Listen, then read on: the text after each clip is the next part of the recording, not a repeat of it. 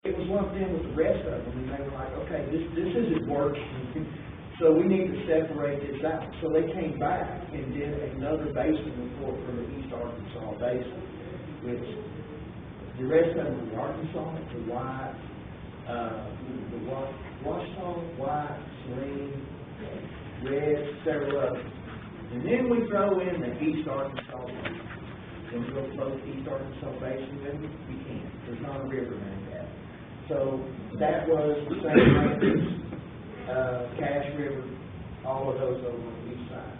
So how do you make a change to this document if it doesn't work? Randy Young can bring that in front of the commission, say something to them, they can bring it to the commission and roll it through like that. So, but does the governor sign off on that? On this plan? Yeah. I'm not 100% sure if the governor does or not. I know that they're going to present this to the governor come November 2014, and inside of it will be the recommendations and everything else. Now, one of the things that I've been advocating for is that the state pick out a DEM. I don't care. If you want to do a 1 meter DEM, digital elevation model, that's fine. Then let's take our hydro and decide, hey, a quarter of a square mile, 0.25 square miles, is that enough to start a creek? And if it is, then it'll roll through there and it'll put out every creek there is. Now, why do I want to do this? Because everyone's heard, well, if it's a blue line on the topo map, it's what? That's right. Did you know how that got to be a blue line on the topo map? The photographer felt like drawing. And if you look at a bunch of them, you'll see these upward hooks on there. And there's no dotted line, there's no nothing on it. Why is there not a stream there? He didn't feel like drawing it that day. So I want to take this, now we have a streams layer, has a unique hydro ID attached to it. If ADEQ has been out there pulling water samples, guess what? It's tied to that ID, that ARC hydro ID. If I've been doing non-point source pollution, it's tied to that. It doesn't matter. It's all tied to those same IDs. If you say it's a third order stream, I'm going to say it's a third order stream because we're using the same base layers. Is that going to make it into this water plan? No. Is that recommendation going to make it in here? You bet it is. Because if that's put into this, then when I go to try and get money from the federal government for something, say non-point source, and we're going to fund this part out of it, I can say it's in our state water plan that we do this. You see what I mean? So put as many recommendations as you think should be in there. You need to voice your opinion now. I guess just to follow up on John's question is then the ability for others, once it gets to that point that we've had our recommendations, whether it's legislators, the governor, some other group, to come in and after the whole, they haven't been involved in this whole integrated process, to add recommendations that may not fit this month. Everybody has been involved. That's why we're out here. We don't know. Yeah, it may not, your recommendation after this thing, after this is approved, like November 2014, you look at this and you decide there's something that you don't like about it. Or if you decide there's something missing that you want to add. Either one. We're trying to avoid those scenarios by having these meetings with you now. Both agreed. That's why And that's we're doing it. appreciated. But if there is something did slip Is there through, the potential for that? there is. You can come talk to Randy on the commission and state why you think it is, should be in there or should be taken out, or whichever. One of the recommendations that's going to be at the top of the list is that this plan becomes a living water plan, which is going to be much easier now with all the digital data.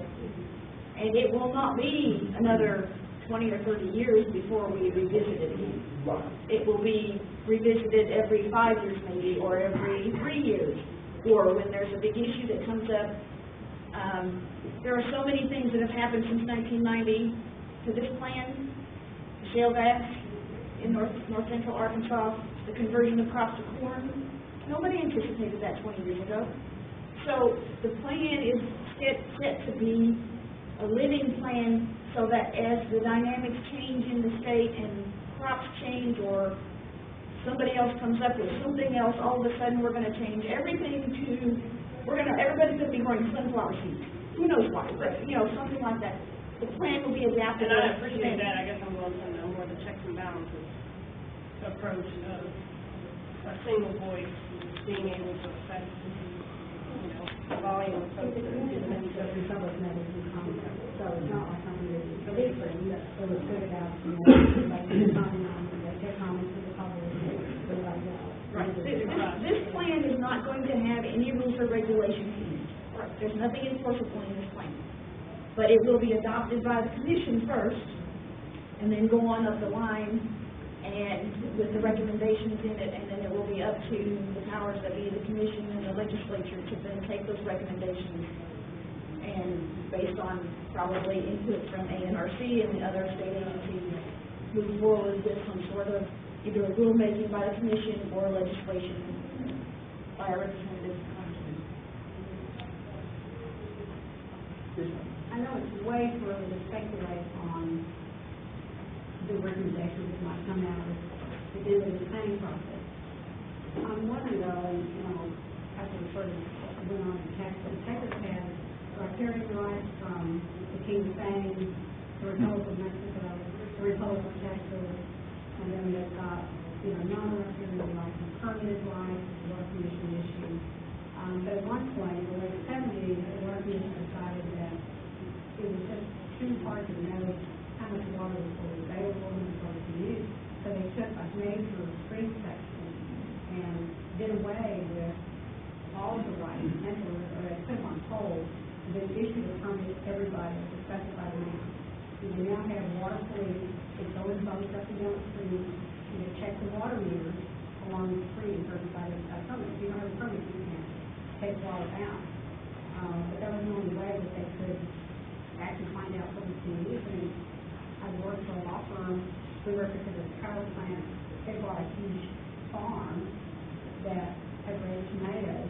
And so one of my tasks was to find out how much riparian water rights did the man have for growing tomatoes. Well, with the commission to find out if he had to file annual records, he had enough water to irrigate so many thousands of acres of tomatoes. Well, who the heck knows how much that is? I mean, in 1 year, a drought here might be so much, and not that much. So that was what we were trying to get away from. Mysterious amounts of water rights. And they've done it. We didn't expect it. Having said that, so one of the recommendations here would be a permitting system that would cover everyone, riparian users, non-riparian, other kinds of work.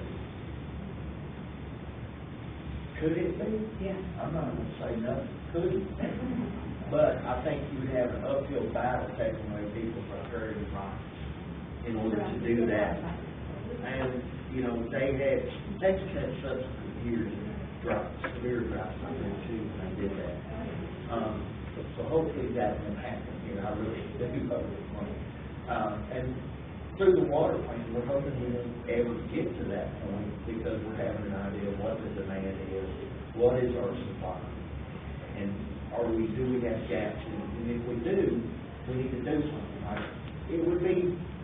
It wouldn't be very prudent for us to keep our head in the sand and say there's no problem with the alluvial aquifer pumping.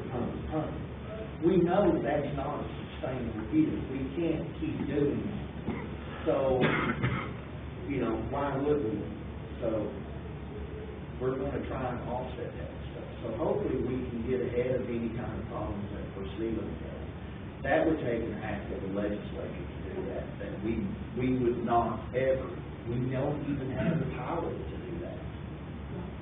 So that would be a legislative deal, not through us, certainly not through the ANR, through this board.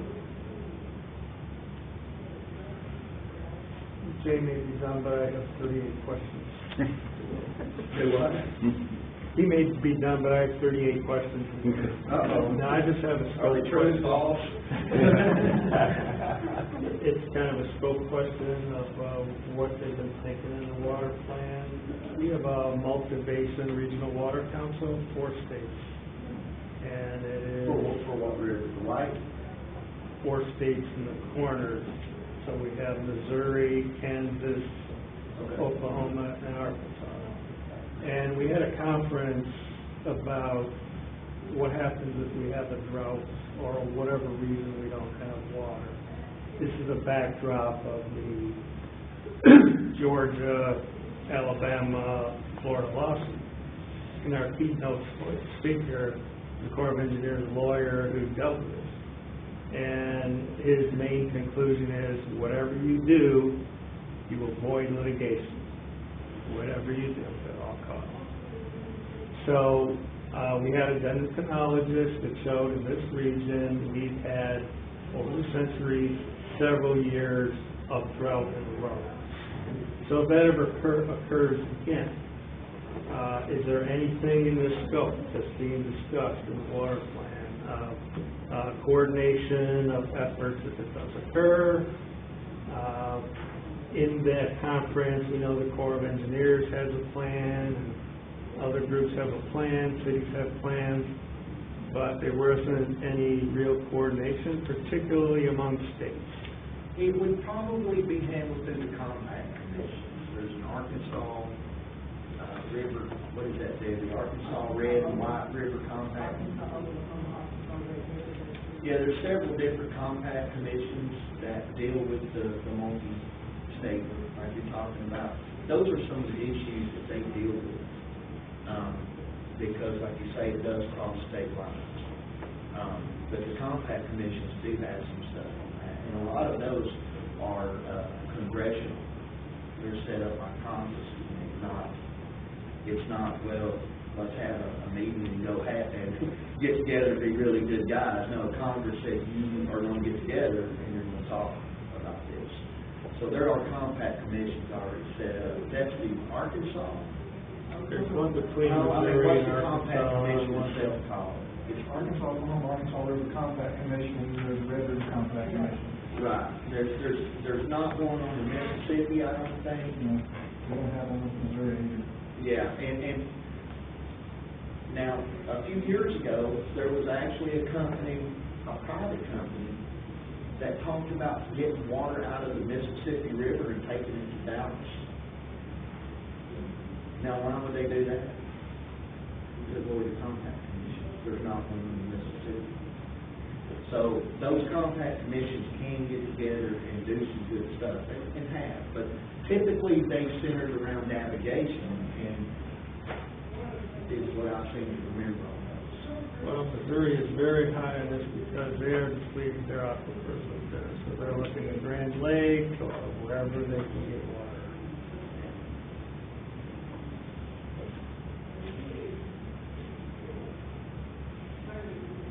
Looks like you're out the hook.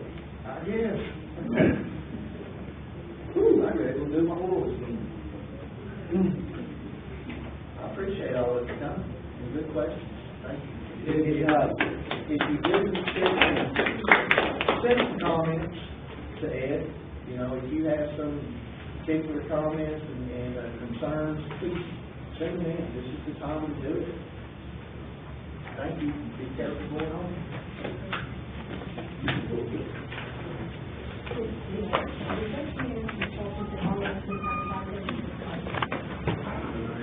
We are a sector of the community that are helping NRC to get in. We are looking oh, I just saw that. I was in our office.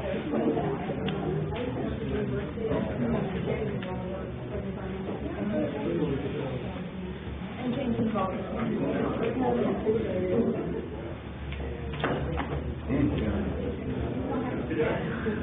Thank you, sir. Good job. She feels she wants I believe that to you.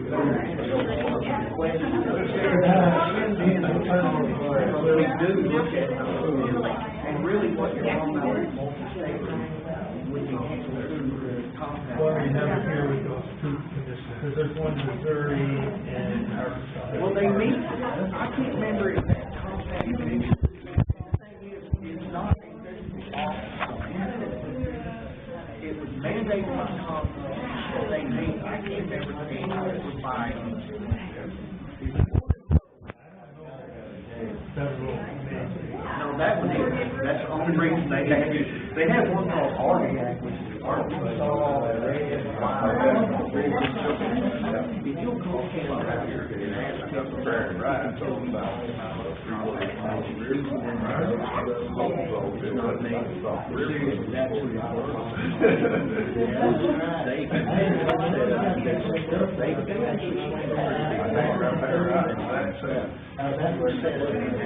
Worked all right. Well, we're in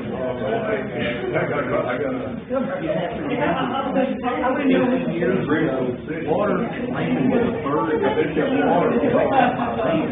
They rolled over for a side.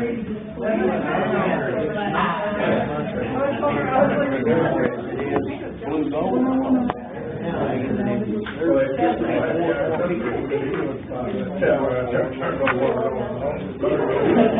In Arkansas, they have a case law, this law,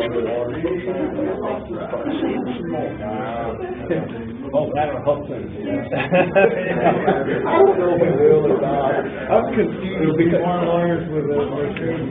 You know, I've always been told that if you float it down the stream, not an actual stream, you float it down the stream, as long as you're in your canoe, you're okay because you're on water and that's the water stays, right? There was it's ordinary high water.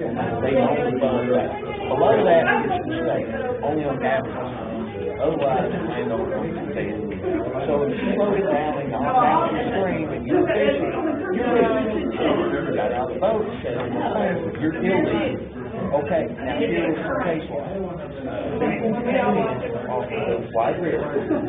There's some floating beans. And duck hunting. Very close property. They didn't get out of the boat. They were on floodwaters from the river. Guess what? No, this was navigable. But guess what? That navigability didn't have any issues. They were found to be trespassing. And I'm like, how can you be found to be trespassing if you're on water that's water of the state? So it's like, okay, if you're duck hunting, I guess you're trespassing, but if you're just floating down the creek somewhere fishing, you're okay. How's the common fellows supposed to know the difference? Sounds like an appeal case. That's the reason I always paddle a 9-foot zero camo very quietly when I go through those flooded woods. I did it many years. You're looking for Ivory Bill woodpeckers. No, I hadn't even heard of one back then. I've had questions about that, and you won't find a clear answer to that. Even some water lawyers won't give me a clear answer to that, so I don't know. Well, thanks for coming up. Thank you. Appreciate your questions. Thank you, ma'am. Have a good afternoon.